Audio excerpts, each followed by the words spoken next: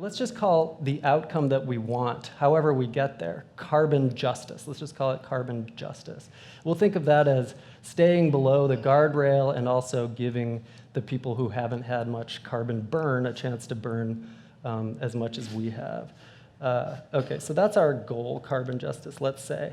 I mean, one thing you might ask is what would motivate us to take that on as a goal? After all, we're talking about not just people who are spatially extended far away from us, the global poor, the southern hemisphere for the most part, but also temporally far away from us. So I talked about expanding the moral we. Why do we expand the moral we, the us that we care about, the people who have standing, into non-existent people, future generations? Philosophers like these kind of puzzles. They don't exist, they don't have rights. We don't owe them anything, so why are we so worried about it? Maybe we should just go with business as usual, but that feels wrong somehow. We don't tend to think that we have to make decisions in an effort to produce as many well-functioning future people as possible. We don't think of condoms as weapons of mass destruction. We don't think that preventing people from existing is a bad thing. So why do we worry or feel we have obligations in some way to future people? So there are some puzzles there that philosophers get into.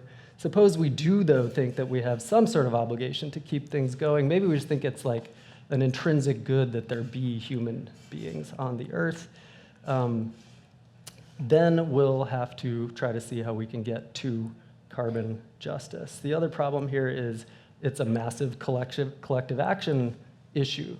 So not only do we have to worry about what other nations are going to decide, and the Paris Treaty did get some distance in that regard, but we have to also worry about kind of defectors in our own communities. You know, what if I try really hard and cut way back, and then my neighbor does, and it looks like he's not going to? In a lot of these game theoretic contexts, when we're talking about prisoners' dilemmas and so forth, you're in a state of ignorance. In this case, we're not even in a state of ignorance. It looks clear that a lot of people are going to defect. It looks like some nations that feel they are owed certain carbon credits may not toe the line. So I think that there's here's carbon justice. We feel like we want it for some reason. We're obliged morally to go for it.